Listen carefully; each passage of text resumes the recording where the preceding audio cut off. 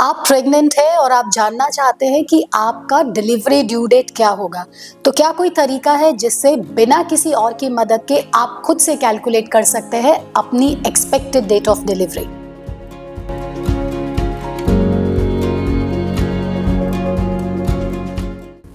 Hello friends, मैं हूं doctor Neeraj Pahlajani, infertility and high risk pregnancy expert. First question जो हर प्रेग्नेंट कपल के दिमाग में आता है जैसे उन्हें न्यूज़ कंफर्म होती है कि वो प्रेग्नेंट हैं कि डॉक्टर हमारा डिलीवरी डेट क्या है।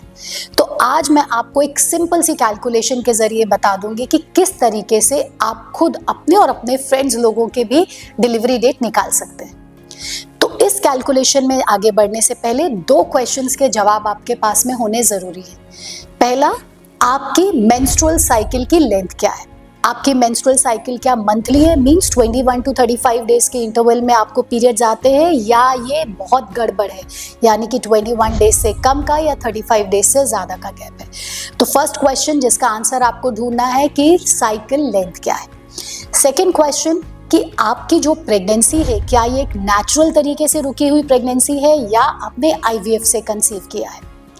तो अब जब आपके पास इन दो सवालों के जवाब आ जाते हैं तो आपकी साइकिल अगर रेगुलर है, यानी कि 21 टू 35 डेज में आपके पीरियड आते हैं और आपने एक नेचुरल तरीके से कंसीव किया है, तो आपको ड्यू डेट निकालने के लिए क्या करना है, जो आपका लास्ट मेंस्ट्रुअल साइकिल था, यानी कि जब आपने आखिरी बार अपने पीरियड्स को देखा, उसका आप फर्स्ट डे कैलकुलेट करेंगे और उसमें ऐड करेंगे 9 मंथ और 7 डेज। सपोज अगर आपका लास्ट मेंस्ट्रुअल साइकिल था 7th ऑफ जुलाई, उस टाइम पे आपके पीरियड्स आए और उसके बाद आपके पीरियड्स नहीं आए, तो आपकी ड्यू डेट क्या बनेगी, 7th जुलाई में आपको 9 मंथ 7 डेज ऐड करने हैं। तो अगस्त, सितंबर, अक्टूबर, नवंबर, दिसंबर, जनवरी, फरवरी, मार्च, अप्रैल, और क्योंकि 7th जुलाई को आया तो 7 + 7 = 14 जो है वो आपका नेक्स्ट ईयर का होगा डिलीवरी डेट। तो इस तरीके से वो फीमेल्स जिन्होंने नेचुरल तरीके से कंसीव किया है और उनके मेंस्ट्रुअल साइकिल रेगुलर हैं अपना ड्यू डेट निकाल सकते हैं। सपोज आपने कंसीव किया है IVF से, तो अब किस तरीके से आप करेंगे, आपको फाइंड आउट करना है कि आपका ट्रांसफर एम्ब्रायो ट्रांसफर डे क्या था। अगर सपोज आपका एम्ब्रायो ट्रांसफर डे था 14th ऑफ जुलाई सपोज, तो आपको अपना ड्यू डेट कैलकुलेट करने के लिए इसमें पहले ऐड करना है 9 मंथ्स और फिर उसमें से आप 7 माइनस कर देंगे तो आपको अपना ड्यू डेट मिल जाएगा, दैट विल बी 7। ऐसा आप सरप्राइजिंगली क्यों हो रहा है इसके लिए जानने के लिए भी उत्सुक होंगे। जिस डेट पे आप एम्ब्रायो ट्रांसफर कराते हैं आपकी प्रेगनेंसी लगभग 2 हफ्ते की होती है और due date means 40 weeks of conception.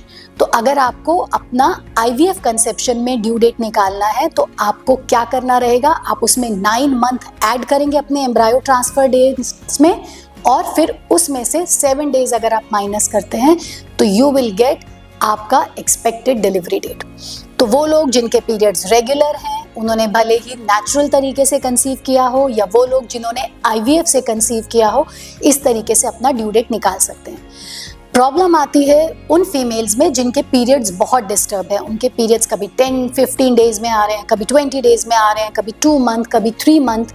ऐसे में अगर वो कंसीव करते हैं तो इतना सिंपल नहीं है आपको अपना खुद से ड्यू डेट निकालना।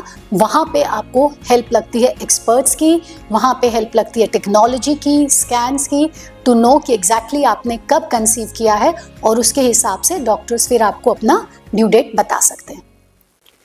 अगर आपको मेरे द्वारा दी गई इन्फॉर्मेशन अच्छी लगती है तो प्लीज़ हमें लाइक करें, कमेंट करें, and if you want to know more about your health, your pregnancy issues, infertility issues, do let me no.